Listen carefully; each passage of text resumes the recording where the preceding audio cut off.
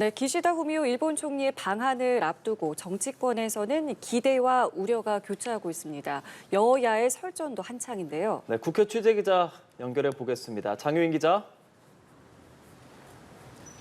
네, 국회입니다. 국민의힘은 윤석열 정부가 한일 셔틀 외교를 복원했다며 한미 정상회담에서 얻은 성과를 이번에 녹여내줄 것에 대한 기대감을 이어갔습니다.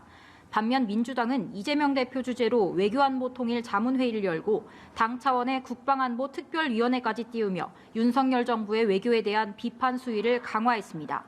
정의당과 진보당, 시민단체들과 함께 국회에서 역사 문제, 후쿠시마 오염수, 그리고 한미일 군사협력 등에 대한 비판적 의견을 발표하는 기자회견도 열었습니다.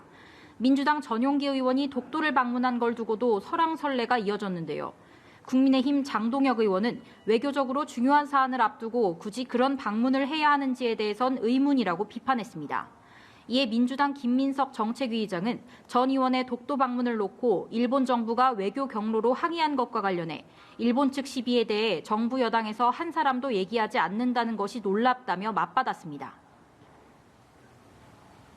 네, 양당 상황이 좋지 않죠. 국민의힘은 최영우 최고위원 둘러싼 논란이 있고 민주당은 전당대회 돈봉투 의혹이 있는데 관련한 내부 분위기도 전해주시죠.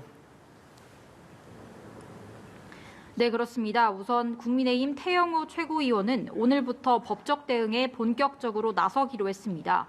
우선 쪼개기 후원 의혹과 관련해 태 의원 측은 악의적 허위 사실을 유포한 사람을 특정했으며 명예훼손 등에 대한 고발 조치를 하겠다는 입장입니다. 용산 공천 개입 논란을 촉발한 내부회의 녹취 파일을 유출한 사람도 추적 중이며 수사 의뢰를 포함한 법적 대응도 검토 중이라고 했습니다. 오는 8일 당 윤리위원회 징계심사에도 직접 나가 소명할 예정인데 현재 소명 자료를 준비 중입니다. 태 의원에 대한 중징계가 불가피하다는 관측이 나오는 가운데 당 내에서는 불편한 기색이 역력합니다. 대표실은 외부 일정을 이유로 최고위원 회의를 취소했는데 퇴 최고위원과 김재원 최고위원에 대한 윤리위 징계 절차가 개시된 점이 고려됐다는 해석도 나옵니다.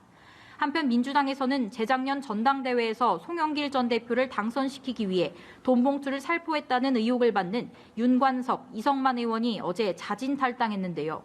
민주당은 재발방지책 등 당 쇄신안 마련 작업에 들어갔는데 실효성 있는 안을 내놓을지 주목됩니다. 지금까지 국회에서 전해드렸습니다.